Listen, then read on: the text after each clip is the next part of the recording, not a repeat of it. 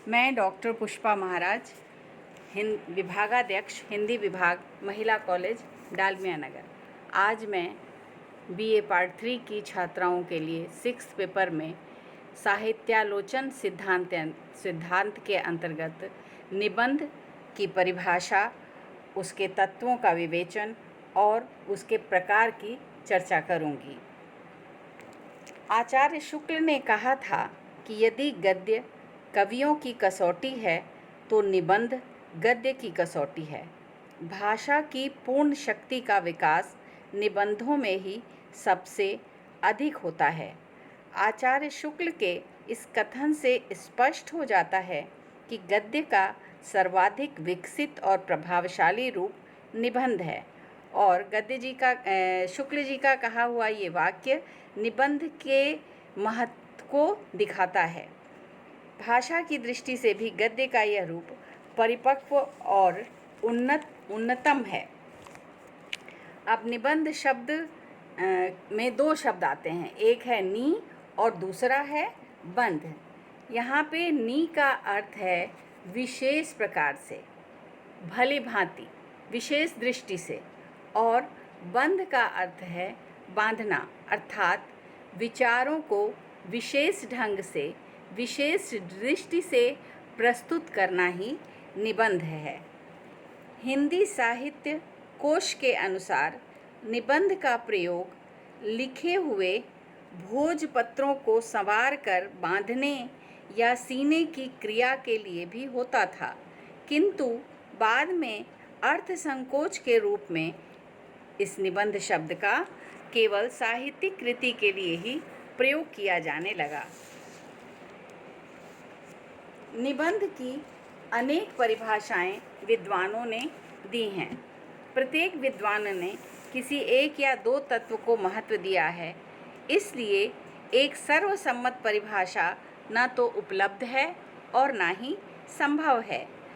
आधुनिक हिंदी निबंध साहित्य पाश्चात्य साहित्य से प्रभावित है, अतः हम यहाँ पर हिंदी के विद्वानों की परिभाषा के से पहले पाश्चात्य विद्वानों की परिभाषाओं पर भी विचार कर लेते हैं।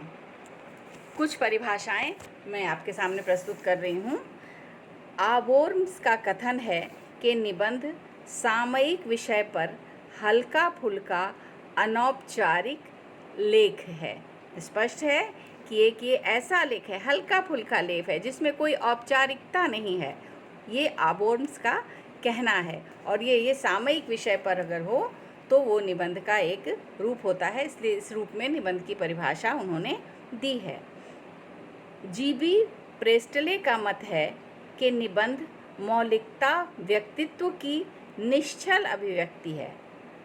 निबंध जो है वो मौलिक व्यक्तित्व की, यानी जो लेखक लिखता है वो उसके व्यक्तित्व को उजागर करने वाली है। इनके अनुसार जीवी प्रेस्टले ये मानते हैं कि निबंध में निबंधकार का व्यक्तित्व भी उपस्थित रहता है।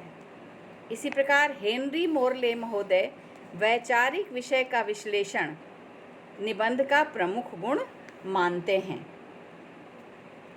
पाश्चात्य विद्वान निबंधों में विषय की गंभीरता का विश्लेषण स्वीकार करते हैं। आचार्य शुक्ल ने लिखा है कि जहाँ विचार ठूस ठूस कर भरे जाए वही सफल निबंध होता है। अर्थात जैसे हेनरी मॉर्ले ने वैचारिक विषय पर का विश्लेषण कहा, निबंध को उस पर विशेष जोर दिया। उन्होंने ये कहा कि निबंध में वैचारिक विषय का विश्लेषण होता है। तो यहाँ पे शुक्ल जी ने भी कहा कि वो सफल निबंध है जिसमें विभिन्न प्रकार के विचार भरे हुए हों। तो इसको उन्होंने कहा ठूस ठूस कर भरे हुए हों, अर्थात जब तक बहुत सारे विचारों का समावेश नहीं होगा तब तक वो सफल निबंध नहीं कहा जाएगा। हडसन निबंधों में वैयक्तिकता को महत्व देते हैं। निबंध के विषय में पाश्चात्य दृष्टिकोण विचारणीय है, क्योंकि निबंध की मस्तिष्क का उन्मुक्त, अनियमित तथा अपरिपक्व मौज स्वीकार नहीं किया जा सकता, क्योंकि निबंध में सीमाबद्धता, विषय का विस्तार और गहराई भी अपेक्षित है। न ही निबंध को केवल वैयक्तिक विधा स्वीकार किया जा सकता है। अर्थात जो निबंध है उसमें ये केवल एक अपरिपक्व मौज ही नहीं है कि बस मौज में वो अचानक हल्का फुल्का बस लिख दिया गया तो वो निबंध बन गया, लेकिन बल्कि उसमें विषय का विस्तार होना चाहिए, गहराई होनी चाहिए और एक सीमाबद्धता होनी चाहिए। जो ऐसा नहीं कि कुछ भी लिख दिया, कहीं से भी लाके लिख दिया तो वो निबंध बन गया, ऐसा नहीं मानते हैं ये जो विद्वान हैं। तो और आज का जो निबंधकार है वो वर्ण विषय को विशेष महत्व देने लगता है। जो जिस विषय को उठाया जा रहा है उस विषय को ज़्यादा महत्व दिया जाने लगा है निबंध में। हिंदी साहित्य के निबंधकारों ने निबंध की जो परिभाषाएं दी हैं वे भी विचारणीय हैं। डॉक्टर श्याम सुंदर दास के अनुसार निबंध की परिभाषा इस प्रकार है: निबंध उस लेख को कहना चाहिए जिसमें किसी गहन विषय पर विस्तृत एवं पांडित्यपूर्ण विचार किया गया हो। विचार भी है यहाँ, और आप देखिए कि विषय को भी महत्व दिया गया है।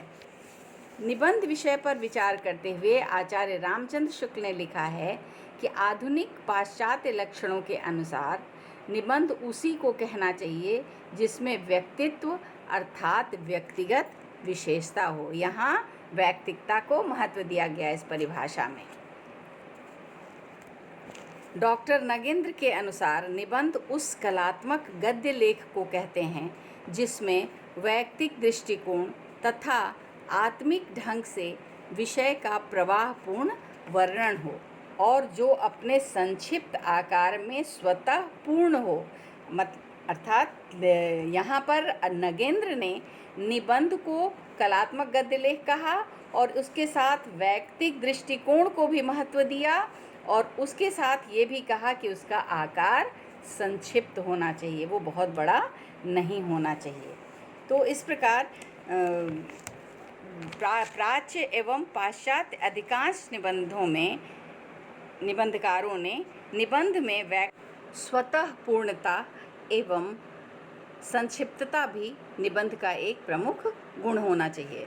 निबंध में शैली के परिष्कार एवं उसे प्रभावात्मक बनाने के लिए ध्वनि, हास्य, व्यंग्य, लाक्षणिकता और कुछ अलंकारों का प्रयोग भी हो सकता है। तो ये है निबंध के गुण कह लीजिए, निबंध के तत्व कह लीजिए कि ये विशेषता निबंध में होनी ही चाहिए। साहित्य विवेचन के लेखक द्वय निबंध की निम्नलिखित परिभाषा प्रस्तुत करते हैं। निबंध गद्य काव्य की वह विधा है जिसमें लेखक एक सीमित आकार में इस विविध रूप जगत के प्रति अपनी भावात्मक तथा विकारात्मक प्रतिक्रियाओं को प्रकट करता है। आचार्य शुक्ल की दृष्टि में श्रेष्ठ निबंध वही है जिसमें विचार ठूस ठूस कर भरे जाएं, जहां गूढ़ विचारधारा पाठकों को मानसिक श्रम साध्य नूतन उपलब्धि के रूप में जान पड़े तथा जिसमें विचारों की वह गूढ़ गुम्फिल परंपरा जिससे पाठक की बुद्धि उत्तेजित होकर किसी नई विचार पद्धति पर दौड़ पड़े। इस तरह निबंध के ये श्रेष्ठ निबंध के जो आवश्यक तत्व हैं वो यहाँ पर शुक्ल जी ने बताए हैं। शैली की दृष्टि से विचार करने पर डॉक्टर श्याम सुंदर दास के शब्दों में कहा जा सकता है कि एक विशेष निजीपन, स्वच्छंदता, सौष्ठव, सजीवता, प्रवाहपूर्णता एवं आवश्यक संगति निबंध शैली के अपने गुण हैं। तथ्य यह है कि निबंध को एक विशिष्ट साहित्यिक व्यक्तित्व इसी शैली द्वारा प्राप्त होता है। अब आइए निबंध के प्रकार पे विचार कर लेते हैं। निबंधों के 4 भेद होते हैं। अधिकांश विद्वान 4 प्रकार के निबंध मानते हैं: वर्णनात्मक, कथात्मक एवं विवरणात्मक, भावात्मक और विचारात्मक। वर्णनात्मक निबंध इस प्रकार के निबंधों में किसी घटना या पदार्थ का वर्णन रहता है। ये विवरण प्रधान, चित्रात्मक और गद्य दृश्यों से परिपूर्ण होते हैं तथा ये निबंध भाव प्रबलता से प्रेरित कल्पना के विप्लव और विक्षोभ को अंकित करने वाले रूप विधान का भाव लिए होते हैं। ये है वर्णनात्मक निबंध। दूसरा है विचारात्मक निबंध। इन निबंधों में मनोविज्ञान, दर्शन आदि की विभिन्न मान्यताओं की विवेचना एवं साहित्यिक विधाओं की आलोचना होती है। इन्हें विवेचनात्मक निबंध भी कहा जाता है। तीसरा है भावात्मक निबंध। भावात्मक निबंधों में भावुकता एवं मनोवेगों का प्राधान्य होता है, भले ही वह रागात्मक हो या व्यंग्यात्मक।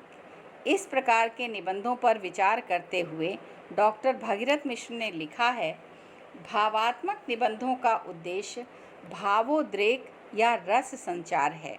निबंध का यह सबसे प्रभावशाली रूप है।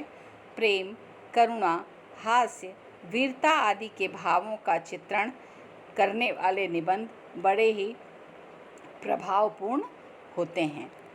चौथा है विवरणात्मक निबंध। इन निबंधों में कथा या समय के आधार पर गतिशील वर्णन रहता है। वर्णन का संबंध देश से है और विवरण का संबंध काल से है।